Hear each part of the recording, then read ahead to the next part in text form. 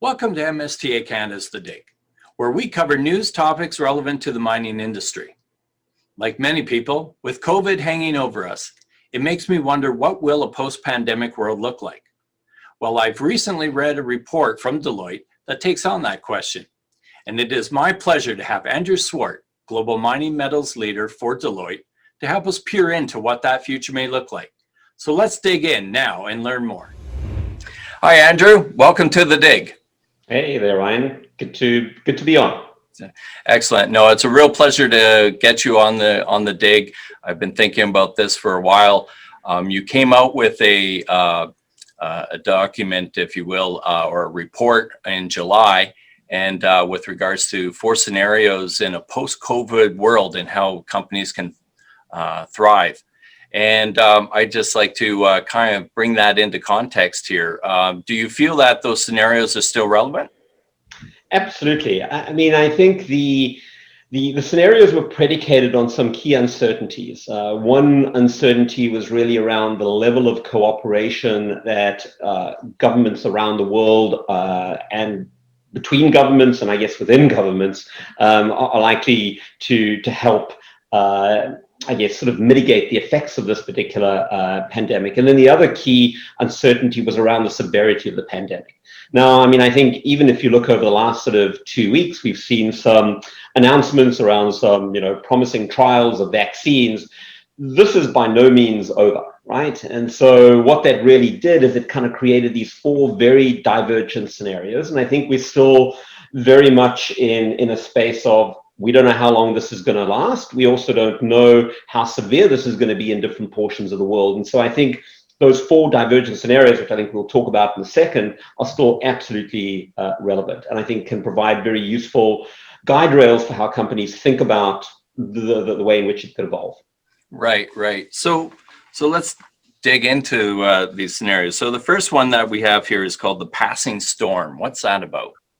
So the passing storm basically says that the pandemic itself is fairly short-lived. A vaccine is able to come out through really good global coordination from health measures.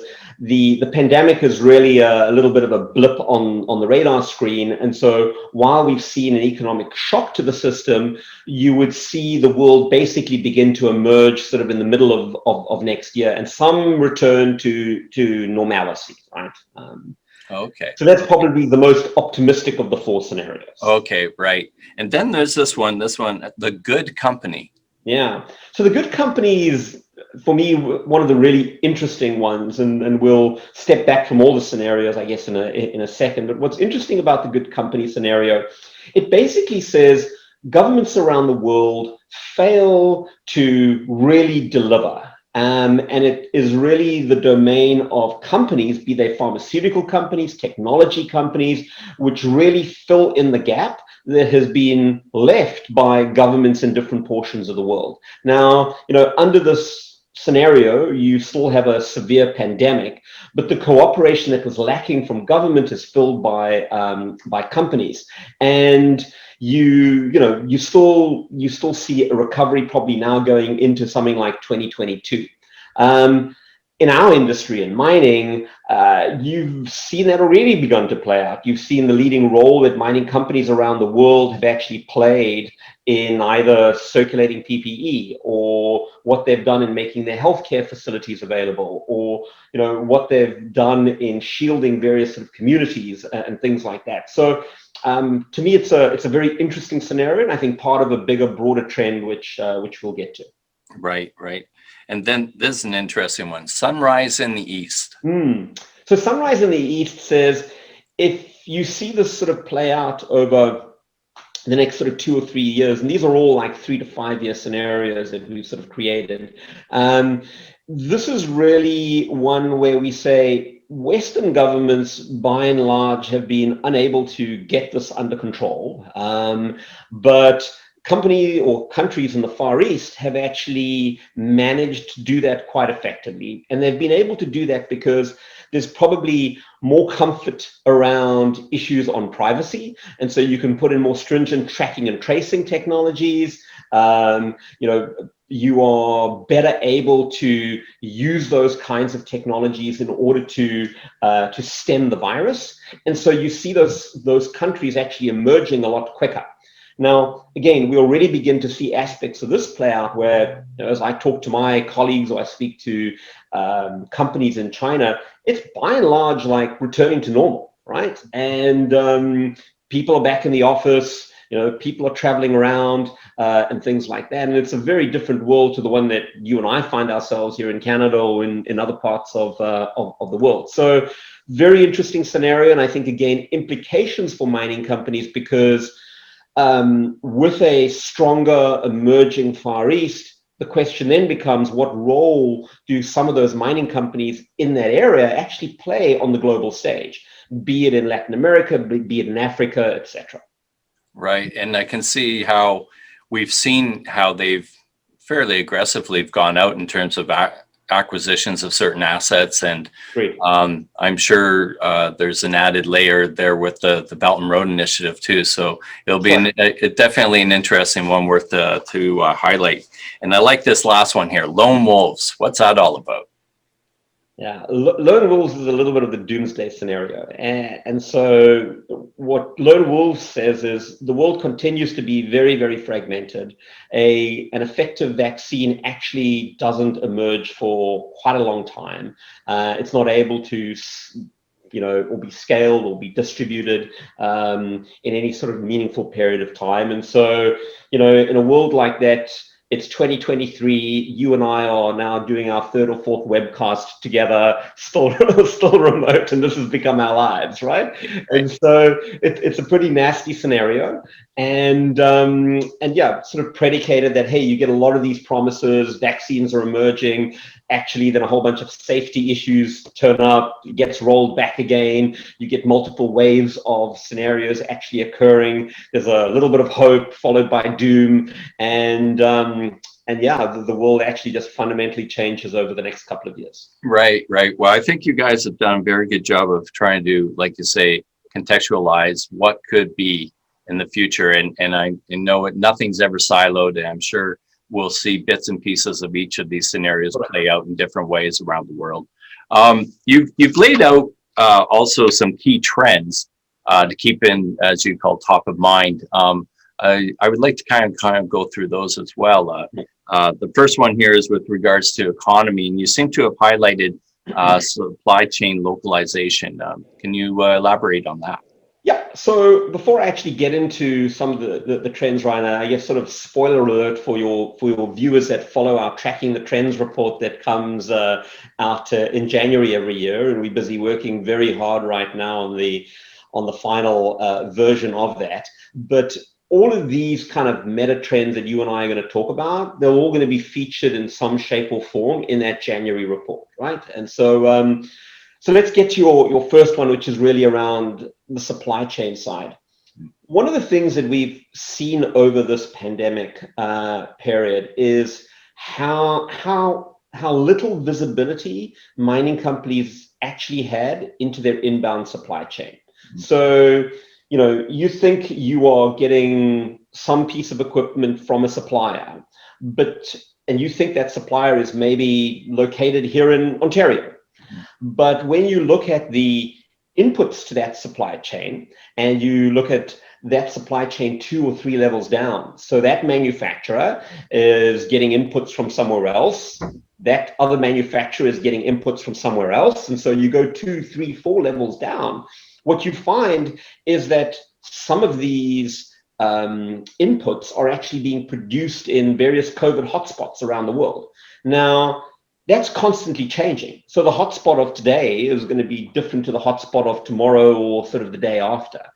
And I think what was interesting for us that not only did mining companies not know the true extent of their supply chain 2 or 3 levels down, but in fact, even many of those suppliers weren't fully aware of where some of those inputs were coming from. So one of the things we sort of helped mining companies do was to so-called illuminate the supply chain, to say, hey, how can I almost on a constant basis track where these inputs are coming from, and then overlay on that a view from a supply chain perspective and a COVID perspective. So you put all of that together, what the trend I think that we're really highlighting here is that mining companies have often ignored the inherent risk within those supply chains.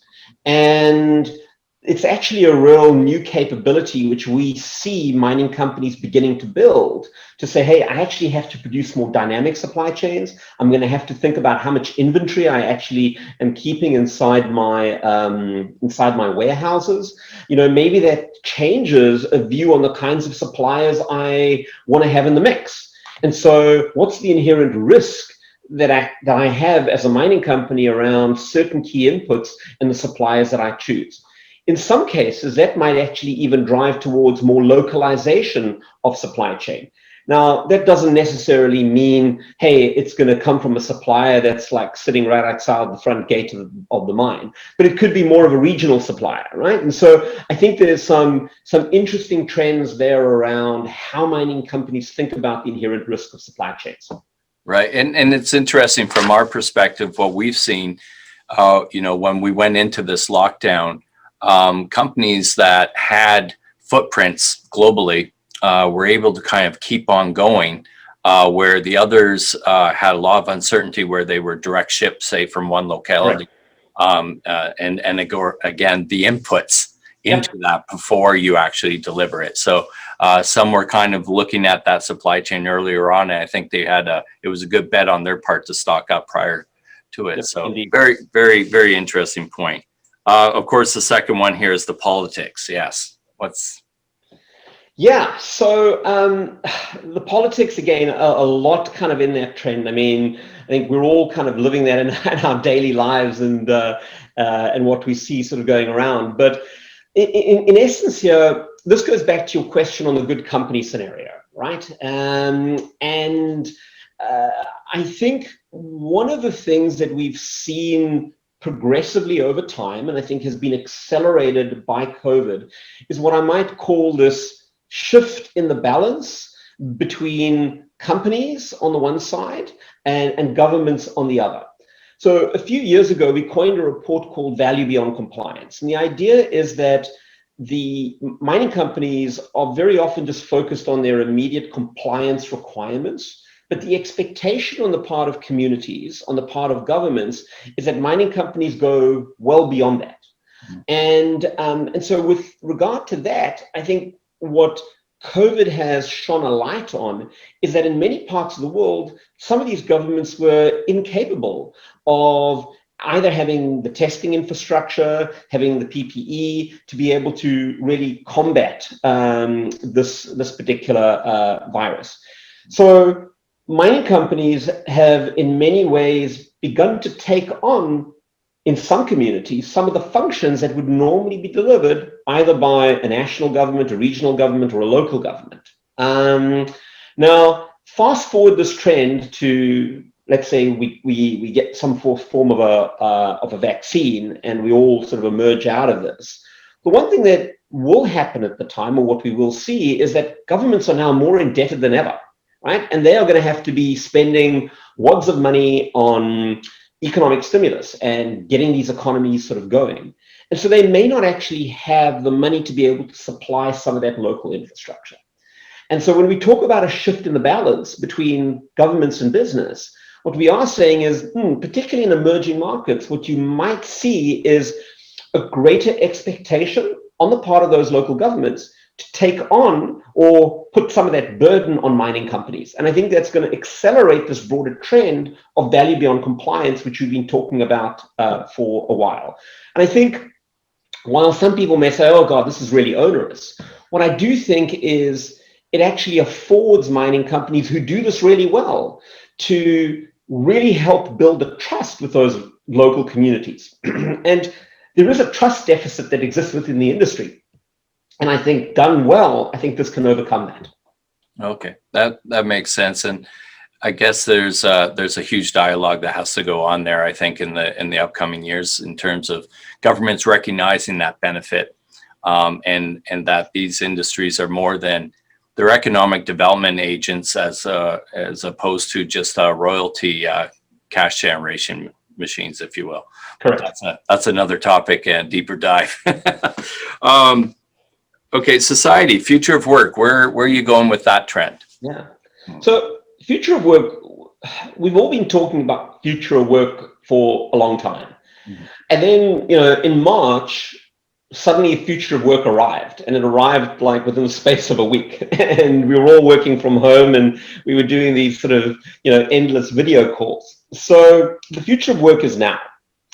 And I think there are a couple of key things as you sort of move this out. I think one is mining companies in particular are saying, wow, this has actually shone a light on a few things for us. One is we realize maybe we don't need the big corporate head offices that we've had before.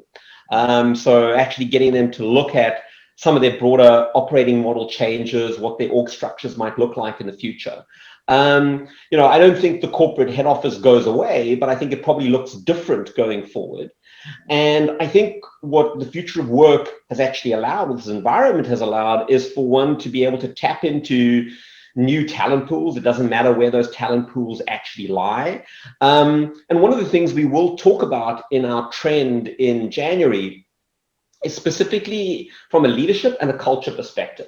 So, beyond all the mechanisms of the technology and the infrastructure, I think this has got some fundamental implications around what are the kinds of leaders that we need going forward to make this future of work really sustainable.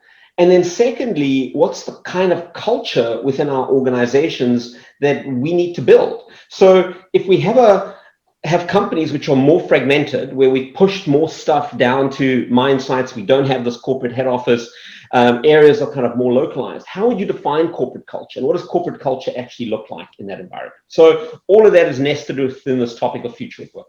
Okay, and again, if I take it from our supply chain perspective, a couple of things that really stood out to us was, and this may continue, is the limitations of being able to have boots on the ground to deliver your product and service at a site. And so there was two things that came out of it. Was one, having a multi-talented task or a workforce with multi-skilled workforce, if you will. So you're limiting the amount of people that had to go to there. Or again, implementing or adopting technologies like augmented reality to do commissioning or whatever work and stuff. So it was interesting. It as a potential for a long-term trend, because it forced us to work that way. So that'll be interesting to see in the future as well. And I guess this is kind of where you're going with the technology piece. So it's kind of a nice segue with regards to going to digital, right? 100%. I mean, a lot of mining companies have been driving digital programs over the last 2 or 3 years. And I think what the COVID environment has actually showed is that mining companies who have actually made those investments, and where they've actually been able to remove people from high risk situations, where they've been able to use autonomous, semi-autonomous type technology, it's actually allowed them to manage through this pandemic in maybe a more effective way. And so I think if anything, we see a continued acceleration of these areas. But what we're also likely to see is a greater move towards integrated operations. And again, preview on our trends in January, you'll see a particular trend that focuses in on that. Right. And I guess if you can bring back, you used the term there, the trust deficit. I think that's a huge one for adoption of new technology. But the pandemic has certainly forced organizations to feel a comfort level that these things can work. So, and then of course, the last one, a real big trend, of course, is the decarbonization aspect. Absolutely. So on the decarbonization side, it's an interesting one because like all of these trends, I mean, they play out differently across those 4 scenarios that you and I chatted, right? And we haven't really spoken about that. But I mean, this particular trend as well, I think really highlights that, where a bunch of mining companies have committed to decarbonization targets. And I think what we are largely seeing right now is that firms who have committed to those are actually doubling down on that. The pressure from investors from an ESG perspective has not gone away. And in fact, if anything, it's increasing. The amount of funds that are now connected to ESG or hang on those principles is increasing. And so the pressure is very real.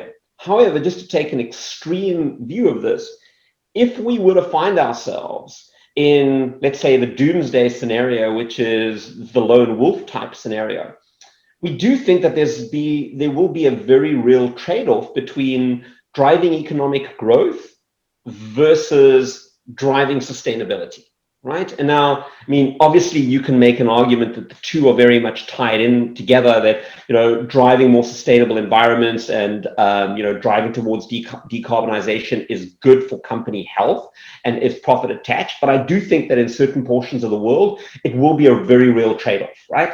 But for now, we certainly see this continuing to accelerate. Right. And we've seen pre-COVID, you know, some of these integrating renewable energy sources and stuff. There's a business case that actually shows a positive return on investment. So it's getting there. And I think that trend will just, those will probably be accelerated, but it is an important and long-term trend. So I think, you know, we could talk for hours, I know, Andrew, and I think we'll definitely have to have you back after you've done a release on your key trends, and we can do some deeper dives on those. So right now, I just want to thank you again, Andrew, for taking the time with us to share your thoughts on this report and where we're heading. So thank you very much for being on the dig. My pleasure, Ryan.